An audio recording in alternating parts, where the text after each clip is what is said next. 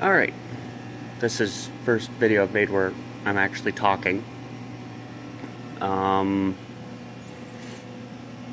Wanted to show a blacksmith shop that's at the company I work at that hasn't been used in probably, I believe the guys that work here say it hasn't been used in at least 20 years. And even that time, it was barely used for what it's supposed to be used for. And I'm interested in the place because I'm an amateur blacksmith myself. The issue is I'm teaching myself everything. I don't believe I have anyone in the area I can apprentice with without cutting way back on my job and losing money. So, I wish they would let me use the stuff here to practice a little better, because my forge at home is a joke. But we've got a small gas-fired forge that, yeah, you can see the bricks inside are, well, not the best quality, but pretty sure they're the bricks that have been in there for 40 years. I'm probably wrong. I do that a lot. We've got their big forge, which is also gas-fired. All the forges here are. I don't think they ever had these set up for anything other than gas. All the gas is still connected. They've got... It uses the Venturi setup, so there's no forced airflow. This one has a pulley system up there to a weight in the back, which lighting on my phone sucks, so you can't see it. But let's change hands because I'm right-handed. And wow, I had this. There we go. I knew I had it open before.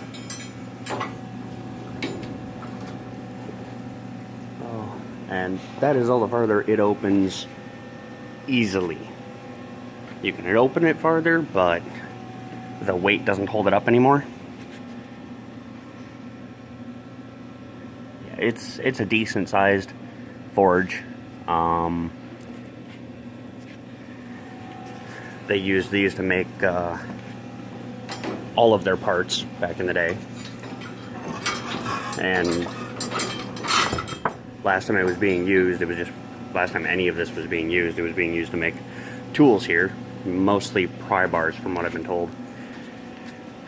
The guys were using, or the blacksmith that was here, because they only ever had one at a time for the past, I think they said the last 10 years it was in operation. They only had one blacksmith, and they never hired a new one. But here's his power hammer, which, oh God, I would love to use. Big issue is it's not connected. There's no drive gear on the motor, no belt. I don't know if you can see it over there, but the breaker is tagged and locked out, so I couldn't even turn it on to test it. The motor looks good, and everything else I've checked is good, but I don't even know where the key is for the lock. We've got another gas forge, which this one has considerably more burners than the other. It's got twice as many burners, so we'll call that considerably. It opens on the front and back with these doors and pulley system at the top. The back is, of course, cramped, but just the way they designed it so they can move it around wherever they want and reconnect the gas. This one... Oof.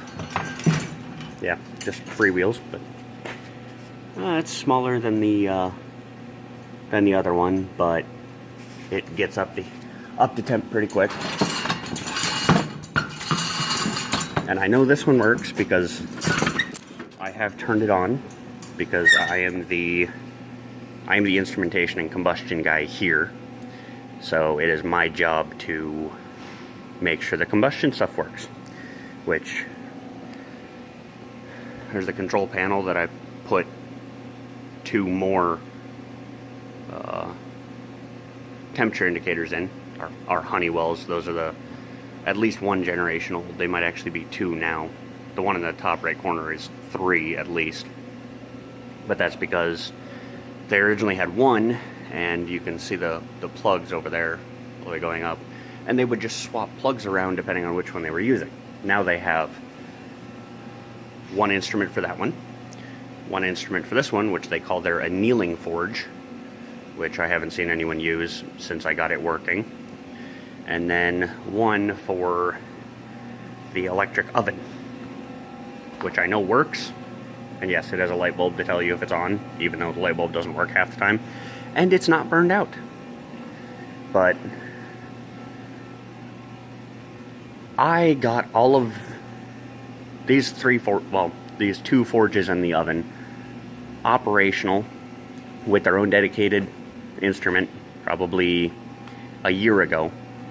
And I was told if they use these 2, I would be the one to be called to light them. And I have not been called. So it looks like no one's using them. This one I don't like lighting because gas setup. It does use a forced air system, which one of my own personal projects is to change this over to the Venturi style the other ones use, the burner air mixer head, so that you can just turn on the gas and light it the easy way instead of trying to regulate gas and air together and make it work, because it pops every time you light it because of the way it's designed. Oh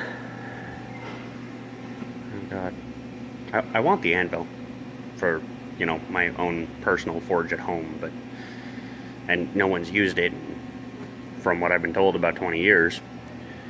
But the supervisors here will not sell it. I've been trying to buy it from them for 2 years now, and well, the supervisor won't sell it because he knows I want it, and he's that kind of person. And I have seen 4 other ones around, 3 others in use. 1 with a giant chip out of the side, not in use, and this one, not in use. And because I want it, he won't let me have it. I even offered him, what did I offer him? Between $150 and $200 for it. Which I know, and any real blacksmiths watching this, I know that is not what it's worth. Because I think it's a 250, 275 pound anvil. I'm bad at estimating. Here, use my hand for size. Yeah, I know, probably doesn't give you the best estimate, but I know that's probably nowhere near the actual worth of it. I think when I looked up a ballpark figure, it should be worth about $500. But technically, because I'm in a steel production facility, they're supposed to sell anything out of here at scrap metal prices, which would make that anvil, I think, $20. So I offered him 4 or 5 times what it was worth. Well, no, I offered him 10 times what it was worth, scrap metal wise. And yeah, there was laughter there. So I wanted to stab someone and I left. But oh God, you can see they just stack shit in here, and they're never going to use this place again because they have everything else that they could ever need. They have CNC machines. I think their newest one is less than 10 years old, and I think they have one going all the way back to 25 years old. They've got lathes, they've got bandsaws, they've got a bandsaw blade welder.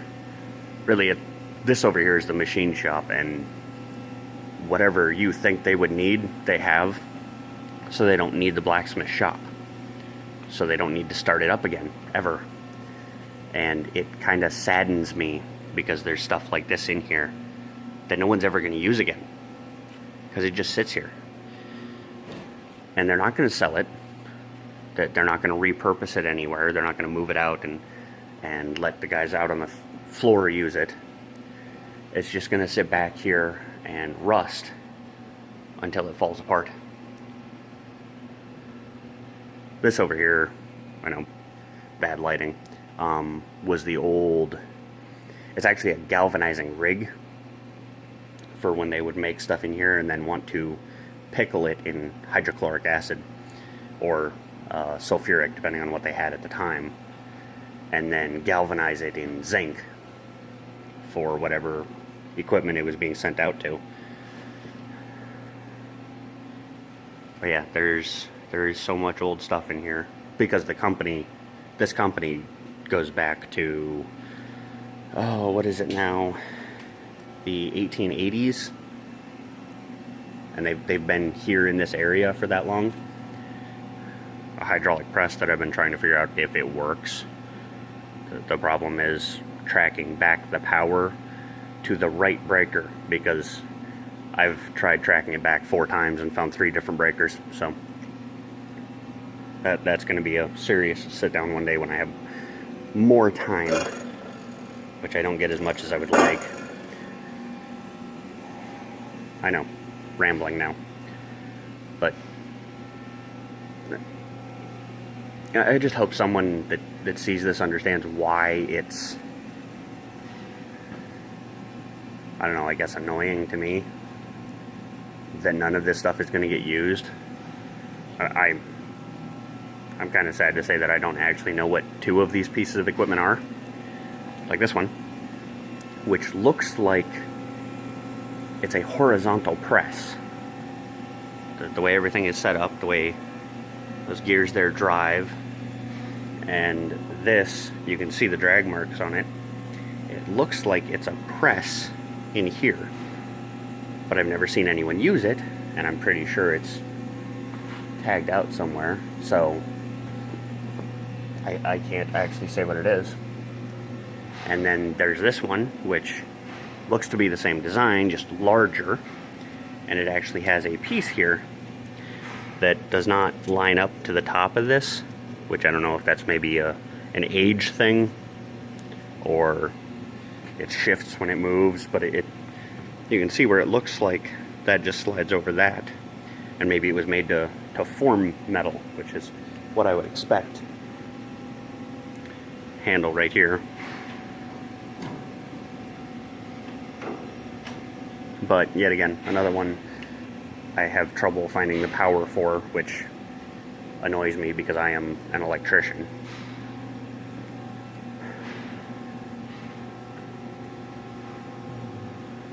But yeah, this place could be wonderful for a good blacksmith if the company would actually hire a real blacksmith again to come in and work with, ooh, almost dropped my phone, to come in and work with the stuff and make some of the stuff they need again, because a lot of the guys here, I've talked to them and found out that, yeah, there's things that they would like to have a blacksmith to make again, like the pry bars and stuff he would make on this power hammer, and then harden just the tips out of big, where is it, hexagonal stock. Here's some of it, and I've found some around here that's twice the size. You get this kind. I had one somewhere where just the tip was pressed, maybe the bottom 2 inches, and it was pressed so smooth that, I don't know, it almost looked like it was machined that way. And I talked to the guys here, found out it was a pry bar that was made fucking 15, 20 years ago in one quick go on that power hammer. He heated up just the bottom 3 inches was all it took for this guy. The last blacksmith they had, he was able to heat up the bottom 3 inches to forging temperature and just press the hammer into it. They said they watched him one day showing off what he could do with this hammer, and he was able to get it to within a half an inch or within a quarter of an inch of any material he was working on at full speed. and then slowly lower it down until it was just touching. And he did it with an egg to show he could run the hammer wherever he wanted. And if he didn't want to damage something, it wasn't going to happen. I wish the guys had well, a camera in here to watch it. But they told me he set the power hammer at full power and just dropped it down to scrape an egg and didn't even crack the shell. And that's just fucking beautiful to me. But I'm rambling, mostly because I've never done a video like this before. So if anyone is interested, I will, I don't know, do more videos in here or somewhere else in the plant, because I'm in a steel production facility. I'm actually in the wire making side, where they make fencing and galvanized wire and all of that. The actual steel melting and billet pouring and rod making facility is on the other side of the tracks. And I don't really go there very much, mostly because they have their own separate side of things. But, well, anyone that actually watches this and listens to me ramble like an idiot, thank you. And goodbye.